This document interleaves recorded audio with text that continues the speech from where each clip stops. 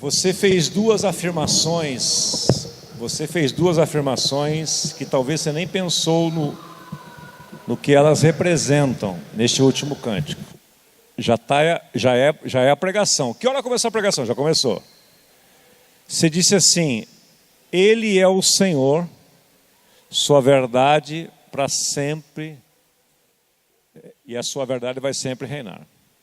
Terra e céus glorificam o seu santo nome. Ele é exaltado, o rei é exaltado. Então eu queria usar essas duas expressões para me basear no texto que eu vou ler para você. Eu só quero te lembrar das duas qualificações que você fez de Jesus para você. Porque talvez dê tempo de você falar: não, estava brincando. Não era isso que eu fui induzido pela letra, eu cheguei aqui, eu estava distraído. Não se distraia no momento da adoração e do louvor. Porque neste momento você está dizendo coisas para Deus. E o livro de Malaquias diz que há diante do Pai Celestial um memorial que Ele vai escrevendo, vai anotando, vai registrando todas as nossas palavras. Assim como eu levo a sério a palavra de Deus, Deus leva a sério a minha palavra. Vou repetir isso aqui. Assim como você leva a sério a palavra de Deus, Deus leva muito a sério as suas palavras. E você disse na canção: Ele é o Senhor da minha vida e Ele é o meu rei. Pense um pouquinho. O que é um Senhor?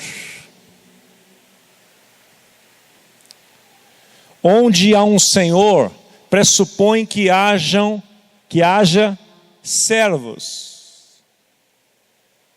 Não existe Senhor onde não há servo, e não existe servo sem Senhor. A palavra servo, no grego é doulos, é escravo. Os servos, eles vivem em função do seu Senhor. Então a Bíblia, ao mesmo tempo que ela coloca-nos na posição de filhos, ela também nos coloca na posição de servos. Nós somos as duas coisas. E porque você disse quem Ele é para você, eu vou explicar agora as implicações disso para você. Abra comigo Malaquias capítulo 1.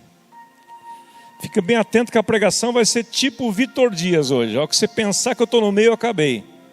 Bem rápida mesmo, que nós estamos uma programação especialíssima aqui hoje de celebração do Natal, celebrando ao Rei e celebrando ao Senhor. Então eu quero mostrar para você pela Bíblia o que isto significa para nós como igreja, como filhos de Deus, como aqueles que servem ao Senhor. Malaquias capítulo 1. Sentença, versículo 1. Sentença pronunciada pelo Senhor contra Israel, por intermédio de Malaquias. Você vai ver que o livro de Malaquias ele foi construído numa forma de pergunta e resposta, é um diálogo. E Deus, que inspirou o profeta Malaquias a escrever esse livro, ele faz um resumo aqui do diálogo que ele teve com o seu povo. E a narrativa é de um profeta que ouviu a Deus. Deus falou para ele: agora você escreve isso aqui. Então, você vai ver que Deus está reproduzindo um diálogo com o seu povo. E em alguns momentos, na maioria dos momentos, Deus faz a pergunta e Ele responde aquilo que o seu povo respondia para Ele.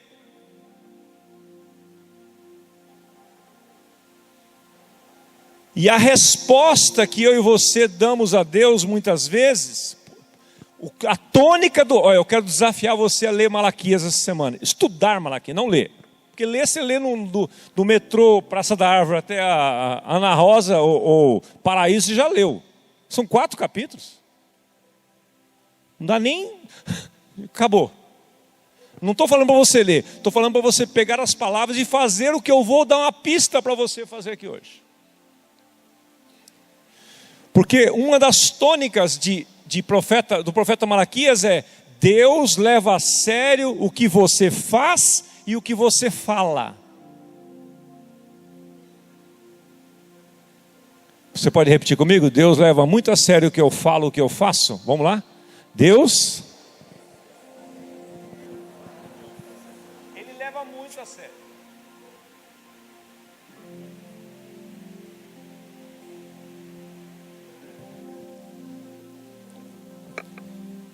Então Deus vai fazendo afirmações aqui.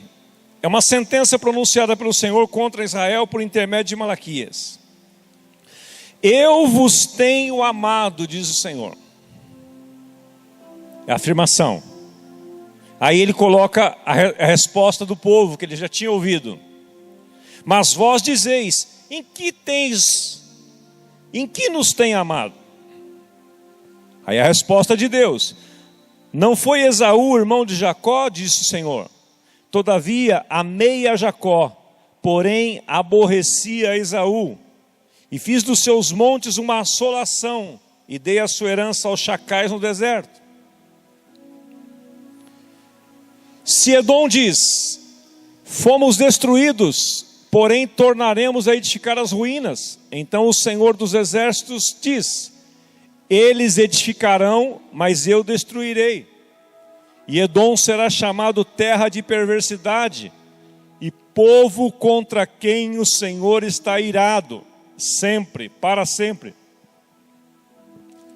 Os olhos o verão, e vós direis: grande é o Senhor, também fora dos limites de Israel.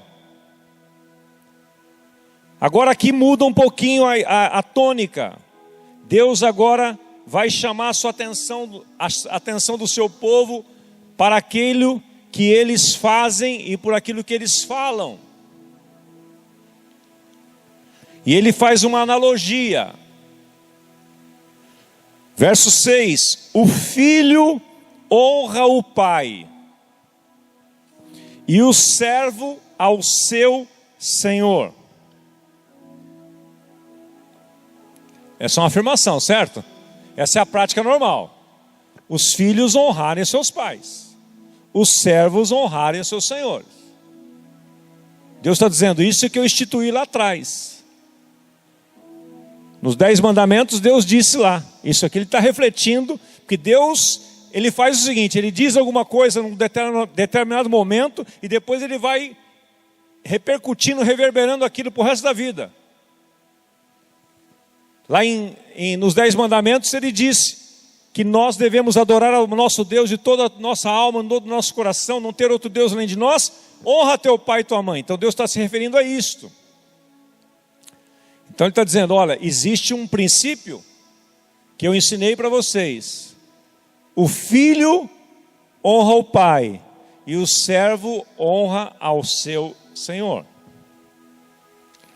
Aí ele faz uma pergunta: se eu sou o pai, onde está a minha honra?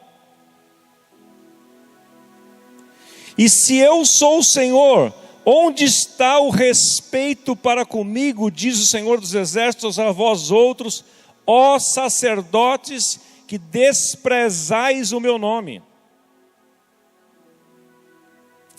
Vós dizeis: mas em que desprezamos o teu nome?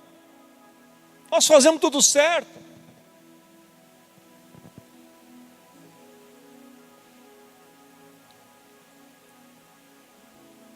E eu quero chamar a sua atenção para 2 palavras aqui: honra e respeito.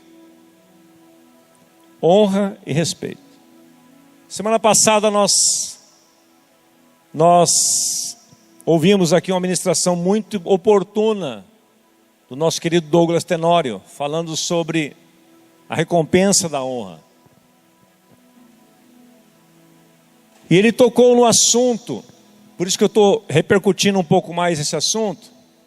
Ele tocou no assunto daquela mulher, a sunamita, que honrou o profeta Eliseu.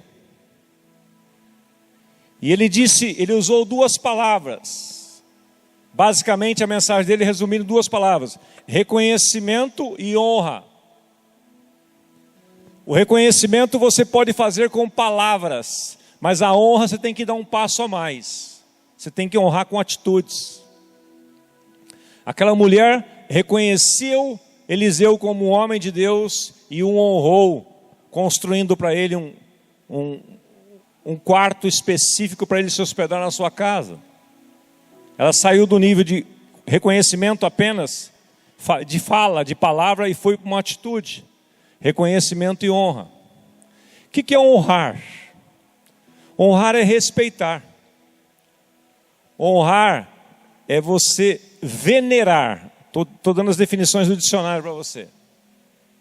Quando você honra alguém, você venera aquela pessoa. Você respeita aquela pessoa. Honrar é aumentar o valor de algo. Quando você honra algo, uma pessoa, você quando fala dela, ela tem um valor assim, mas quando você fala, a pessoa que está te ouvindo, ela fica, quero conhecer essa pessoa. Aumentar o valor, aumentar a estima, isto é honrar.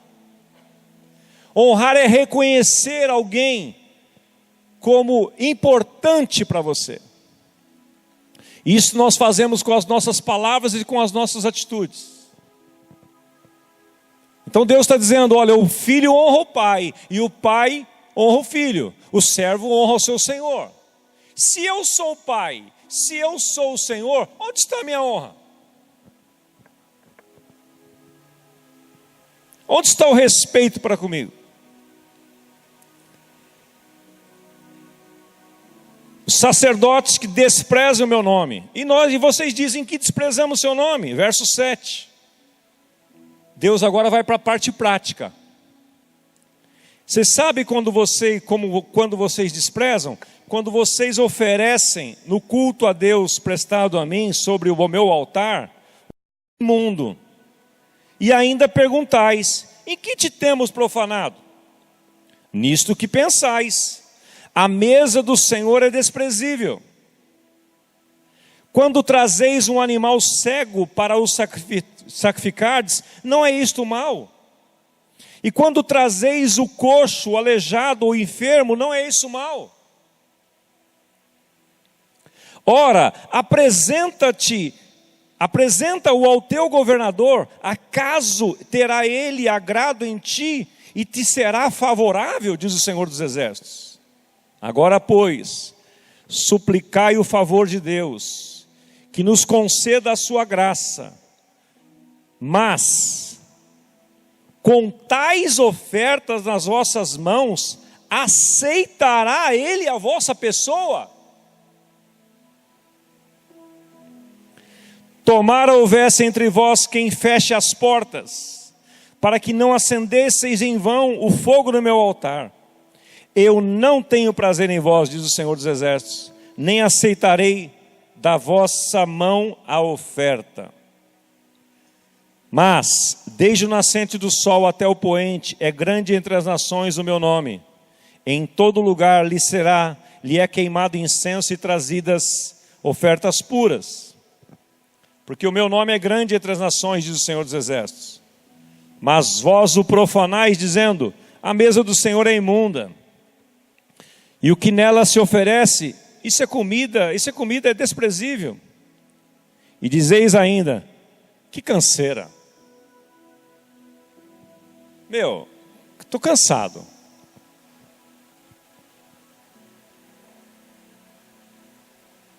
Eu queria mesmo não ir ao culto hoje, estou cansado. G100,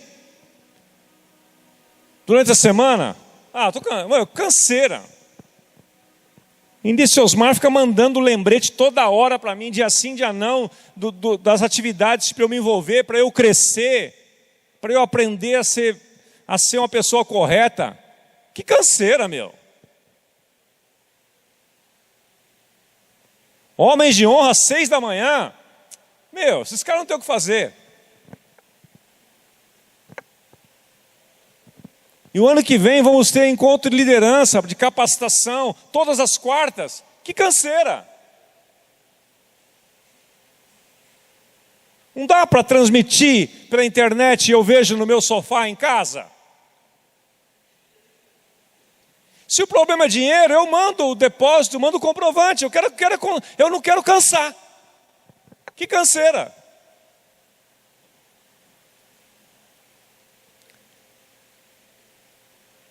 Deus está enfadado do seu povo que não tem noção de quem Ele é. O livro do profeta Malaquias é um livro que fala sobre culto a Deus. Culto a Deus. Conforme eu coloquei nessa slide, que agora eu vou resumir para você aqui, nossas ofertas nos representam. Não dá para apagar essa luz aqui de baixo, pequeno, a das ribaltas aqui? Acho que está estourando lá em cima, né? Essas aqui do púlpito, ó. Ela está batendo justo no telão. Nossas ofertas nos representam. Vós dizeis, em que desprezamos nós o teu nome? Vocês oferecem sobre o meu altar pão imundo e ainda me perguntais, em que te havemos profanado? Nisto que pensais, a mesa do Senhor é desprezível. Vou traduzir em miúdos para nós aqui. É para Deus mesmo? Como dizia um amigo meu que está me ouvindo aqui, Deus conhece meu coração. Qualquer coisa serve. Deus sabe que eu sou limitado. Mas Ele sabe que você tem o melhor para oferecer também a Ele.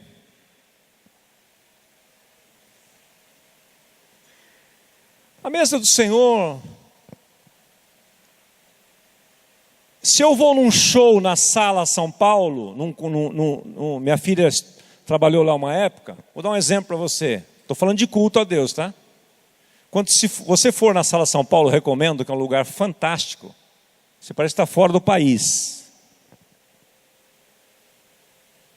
Se você chegar atrasado 1 minuto do concerto, você não entra. Começa aí. Quando eu fui lá que a cara trabalhava, ficou na minha orelha. Pai, não pode chegar atrasado. Pai, não pode chegar atrasado. Pai, você vai ficar de fora. Mas filho, se eu chegar, você me põe para dentro. Você manda aí e tal. Não tem essa, pai. Aqui não pode, pai. Ok? O que eu fiz, Celso? Cheguei antes. Porque quando um compromisso é importante, você chega antes.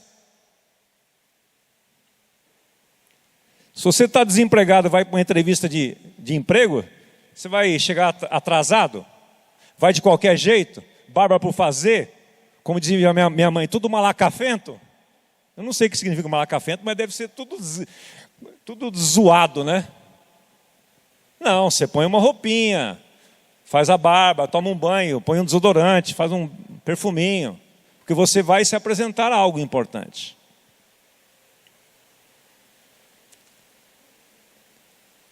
Essa era a queixa de Deus. E quando eu cheguei na Sala São Paulo, a hora que eu vi tudo aquilo, fiquei deslumbrado. Saquei meu celular na hora, falei, vou filmar e fotografar tudo isso aqui, que coisa linda, olha esses pilares, olha. Já bateu um cara, apareceu do nada, o cara brotou do meu lado assim, senhor, o uso de celular aqui não é permitido, tá bom? Falou com uma voz firme, eu falei, sim senhor, pus o celular no bolso.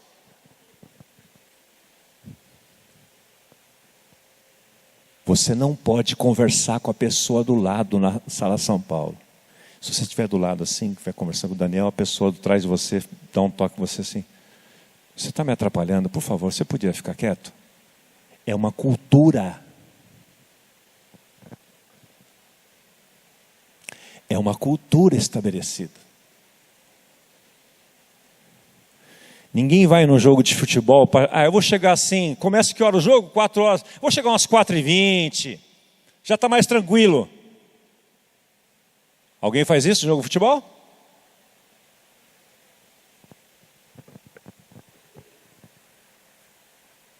Por que para Deus, para o Senhor e Rei, a gente não tem o mesmo capricho.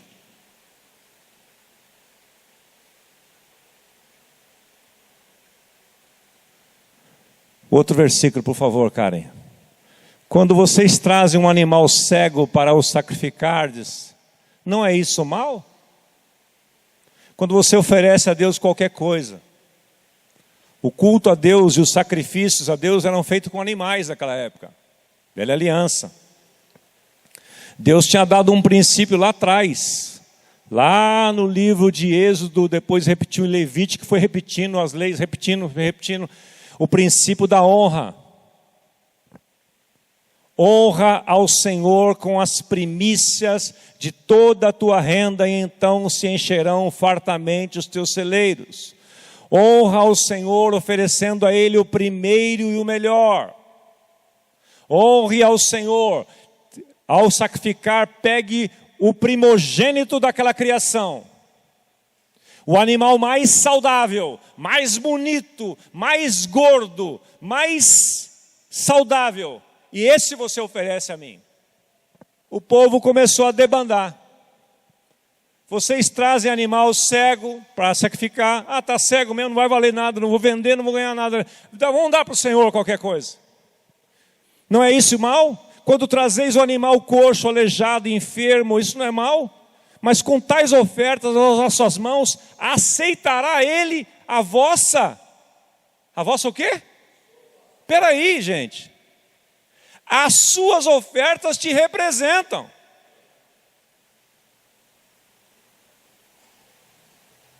Deus não está preocupado na sua oferta, que você vai entregar hoje a Ele, sua oferta de Natal. Ele não está preocupado com isso. O valor, Ele está dizendo assim, isso que você vai me entregar, isso que você vai consagrar a mim, a maneira como você vai me cultuar, estou abrangendo, hein? A maneira como você se porta no culto, a maneira como você chega mais cedo, a maneira como você se coloca numa reunião, com respeito e honra a Deus, tudo isso é o culto. Eu não estou falando de dinheiro, estou falando desta oferta que você faz a Ele. Desta oferta. Deus está dizendo o seguinte, a tua oferta, a maneira que você me cultua, você está representado nela.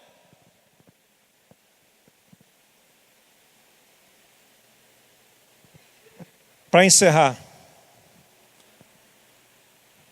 verso 13, e me desprezais, diz o Senhor dos Exércitos, vós ofereceis o dilacerado, o coxo, o enfermo, e assim fazeis a oferta, aceitaria eu a vossa oferta?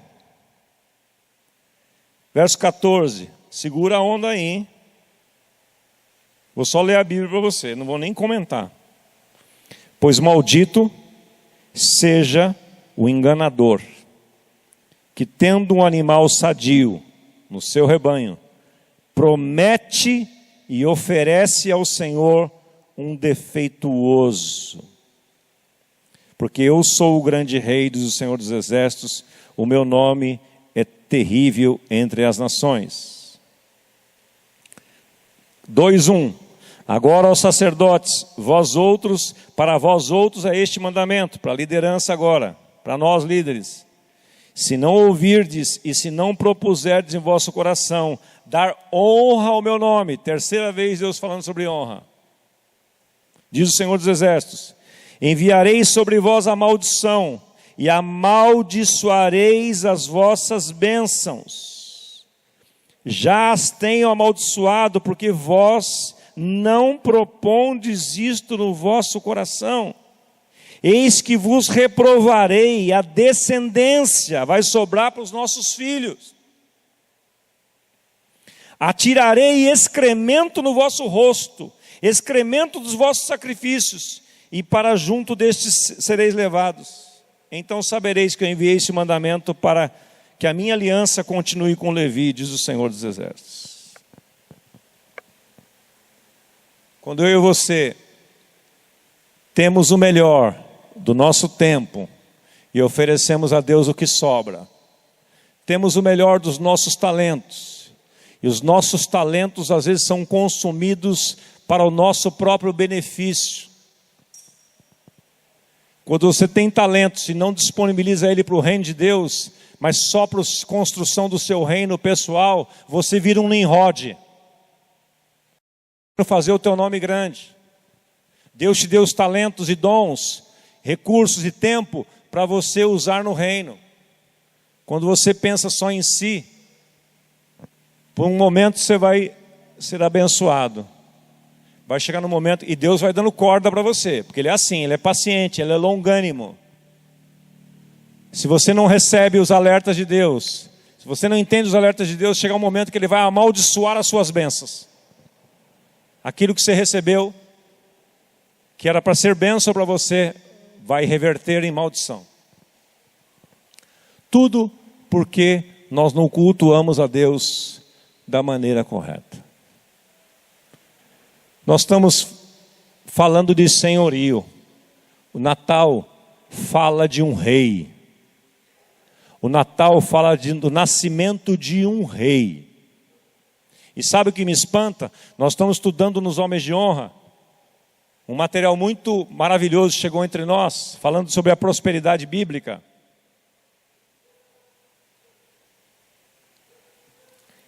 E nós descobrimos algo que eu nunca tinha pensado: Jesus não era pobre.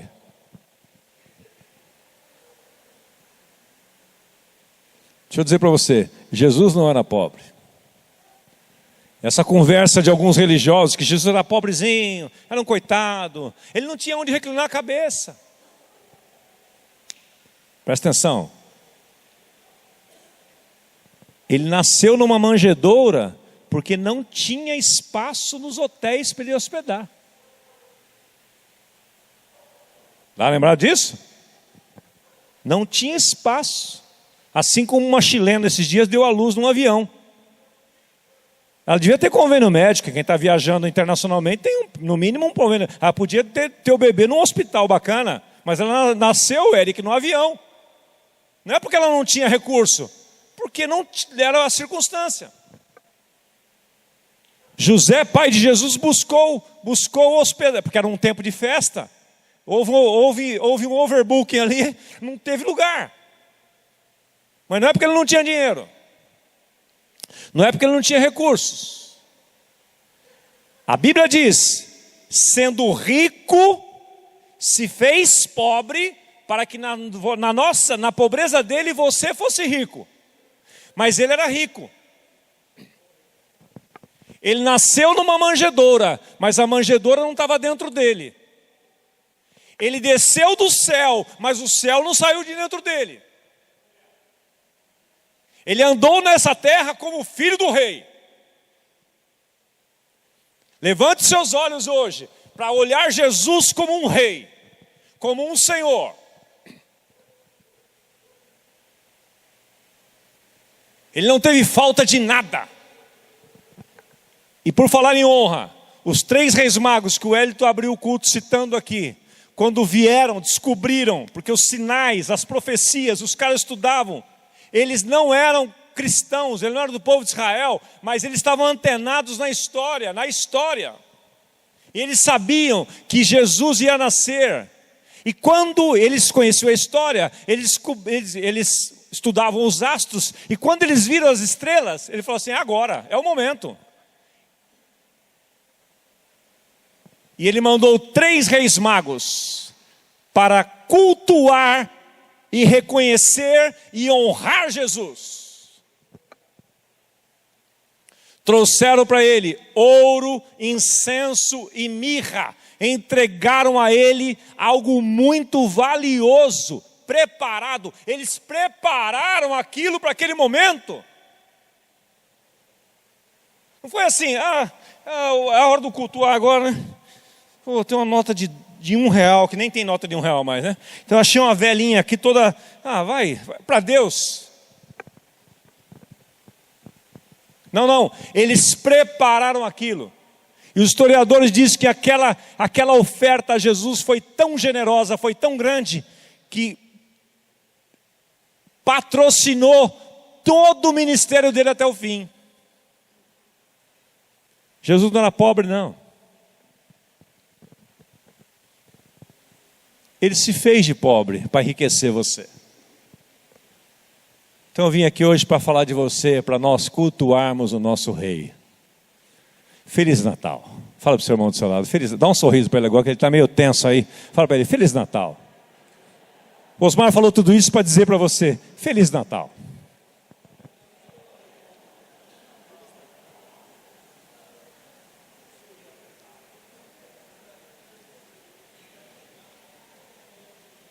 Desde o início da nossa comunidade, e eu estou recebendo aqui o Eric e a Marlise, queria que ficassem em pé hoje, por favor.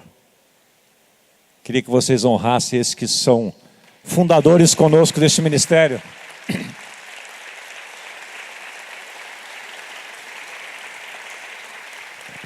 Desde o início da nossa comunidade, quando nós nos reuníamos lá na Casa dos Céus, lembra, Isabela e Rodrigo? Lembra? Eu peguei aqueles gráficos, fizemos um mapeamento da região, lá numa célula. Teve um dia que eu fiz um triângulo invertido e mostrei para eles como é que eu entendia que a questão de valores. E naquele triângulo, para encerrar isso aqui, eu vou desenhar ele na sua mente aqui. Primeira camada de um triângulo lá em cima. As nossas práticas.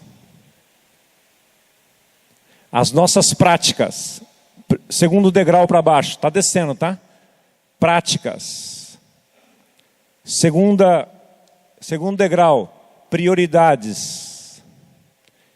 Terceiro degrau, valores. Quarto degrau, princípios. Quinto degrau, Deus e a sua palavra. E desde lá, essa comunidade foi fundamentada nesses princípios. Eu vou desenhar uma horinha para você aqui. Vou te mandar no WhatsApp uma imagem que eu tenho. As suas práticas, as minhas práticas, revelam as minhas prioridades. Aquilo que eu pratico, revela aquilo que é importante para mim, minhas prioridades. As minhas prioridades, elas são reflexo dos meus valores. Se eu valorizo algo, aquilo torna-se prioridade para mim. E vai refletir na prática. Por exemplo, se a oração é um valor para você, então as suas práticas vão demonstrar esse valor. Você não vai só falar para as pessoas, você vai demonstrar isso pelas suas práticas. E vai fazer isso uma prioridade na sua vida. Se a sua esposa é uma prioridade para você, é porque ela é um valor para você. Sendo um valor, você vai praticar coisas que vão abençoá-la. E assim por diante. Se Deus é valor para você, é porque o princípio que você aprendeu está dando consolidação, está dando base para tudo aquilo. Em resumo, você sempre praticará aquilo que é valor para você. Você sempre priorizará aquilo que é importante para você. Essa é uma máxima. Esta é uma máxima. Se o seu trabalho é importante para você, se é um valor para você, você vai dar a ele toda a prioridade do mundo e a prática vai refletir isso. E assim em todas as áreas da nossa vida. Se Jesus é o Rei da sua vida, é o Senhor, você não medirá esforços para servi-lo e obedecê-lo. Se o reino de Deus é importante para você, você não vai medir esforços para envolver-se no reino. Se não é verdade para você, você vai inventar um monte de desculpas. E quem é bom em desculpa não é bom em mais nada.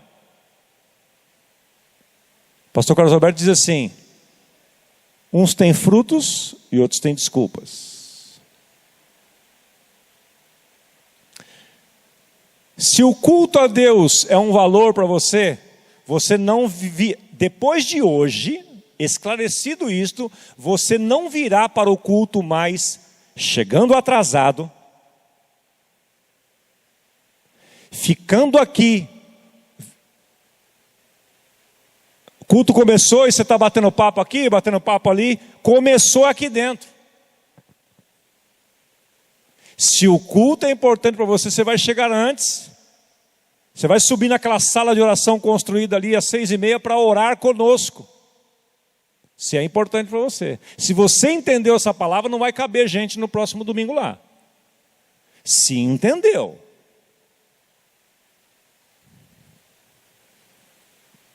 Se você entendeu essa palavra, você nunca mais chegará atrasado, a não ser acidentalmente. Acidentes acontecem.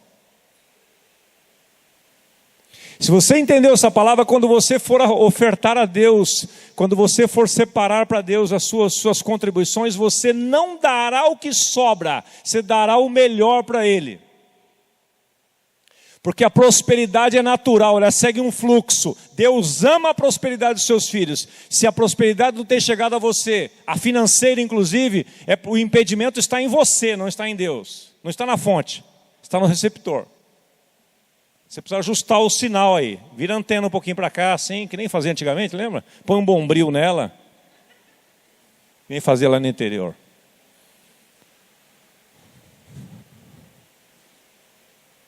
Você entendeu?